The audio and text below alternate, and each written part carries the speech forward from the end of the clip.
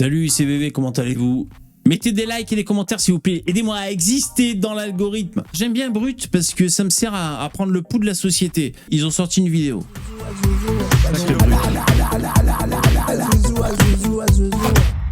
Alors Brut, il s'était illustré par exemple, on voit il y a 4 semaines avec l'interview de Diams. Avant moi, mon préféré de journaliste c'était Mouloud Achour.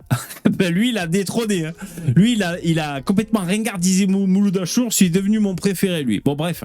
Et là il y a un jour, Brut ils ont sorti Camille Courcy en immersion dans la sud de Nîmes. Patrimoine romain dans ce putain de ville. Mais ça a changé. C'est plus les Romains maintenant, c'est autre chose. Il montre un peu des gars du quartier. Et ensuite, il y a la journaliste qui va nous expliquer ce qu'elle a tenté de faire. Voilà, évidemment. Rien que dans les 20 premières secondes, ça fume des joints, ça conduit sans casque, ça fait n'importe quoi. Déjà, à la base. Tout ça est interdit. Il faudrait faire le visionnage avec... comment il s'appelle le mec touche pas mon flic là. Il faudrait visionner, tu sais, et pour compter les infractions à la seconde. Alors on y va. Elle va nous expliquer... Quel était le but? Je suis à Nîmes, et plus précisément dans les quartiers ouest, ce qu'on appelait la ZUP. C'est considéré comme un des quartiers les plus pauvres de France. Il y a environ 15 000 habitants qui vivent ici, dont 70% vivent sous le seuil de pauvreté. Quand on entend parler... Alors attention Camille, un petit conseil pour la suite. Attention parce que là tu dis que 70% des gens dans ces quartiers vivent en dessous du seuil de pauvreté. On risque de penser qu'ils touchent la CAF, les allocs, tu vois, et ça c'est pas très bon pour l'image, ça fait le jeu du FN. Donc moi, à mon avis, la prochaine fois, Camille, ne dit pas qu'ils sont à hauteur de 70% sous le seuil de pauvreté, parce que sinon on fait tout de suite la relation d'idées, la CAF, les allocs. Quand on parlait de ces quartiers dans les médias, en général, c'est plutôt à travers des faits divers, notamment des fusillades qui ont lieu régulièrement ici, ou alors le trafic de drogue qui prend une place quand même assez importante. Mais moi j'ai eu envie de vous montrer un autre visage de ce quartier à travers les yeux de ces artistes.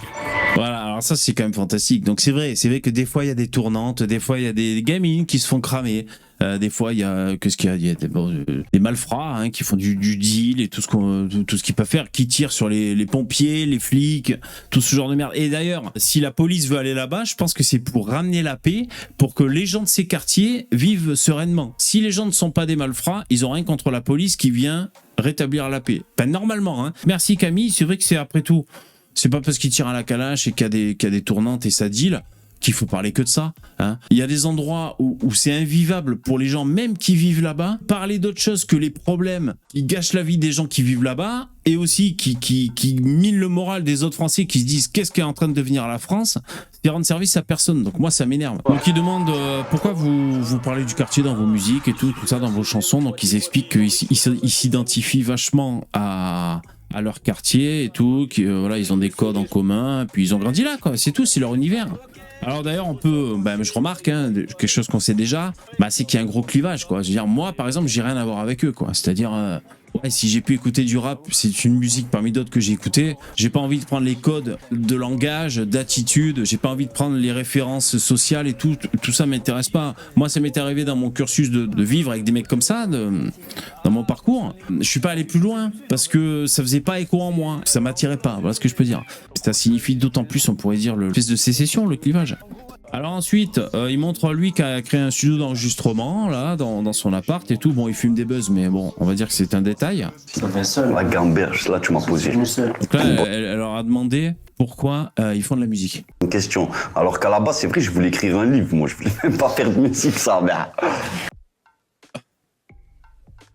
Donc après, il y a des mecs qui les rejoignent.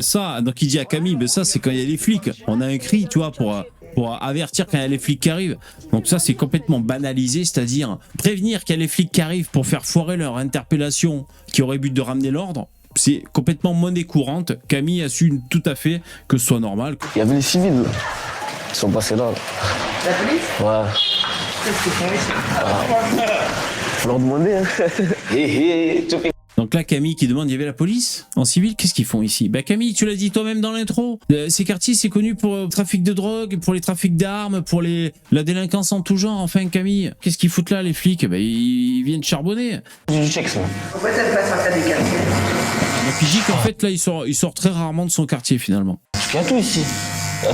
Parce qu'il y a tout ici. Voilà, il a dit. Alors ça Camille, c'est pareil, si tu fais le jeu du Front National. Parce que s'ils commencent à dire qu'ils ont tout, ça veut dire qu'ils ont plus de raison de se plaindre. Attention, ça t'aurais dû le gommer de ton reportage Camille, tu déconnes. Ouais, ça fume des buzz, ça fait du rap. Alors il y a des extraits de clips, je vous dis pas. Ambiance clip, clip de rap. À l'ancienne, old school. J'ai grandi là. J'ai niqué des fils de pute ta grand-mère, je l'encule. Enfin, c'est les paroles comme ça, quoi. Très sympatoche. Camille, c'est bien ça. Voilà, à un moment donné, il y a un jeune qui sort de prison, en fait. Alors, je sais pas si on l'a passé. Ils sont là dans une bagnole, ils parlent, ils disent ouais, il est sorti aujourd'hui de prison et tout. Bon, Camille, donc, a essayé de nous montrer un autre visage que la délinquance. C'est moyennement réussi, hein, Camille. Franchement, t'aurais pu trouver des mecs, je sais pas moi, qui font des maths. Il doit y en avoir. Dans le quartier, je sais pas, qui montent des startups, des trucs un peu cool. Là, finalement, Camille, tu nous as ressorti vraiment le cliché du mec de banlieue qui se contente de fumer des buzz et faire du hip-hop. J'ose espérer pour les mecs qu'il y a autre chose dans leur vie. Et c'était juste pour vous dire que ça existe. Si vous avez le courage, allez voir ce docu. Merci Camille, c'est super cool.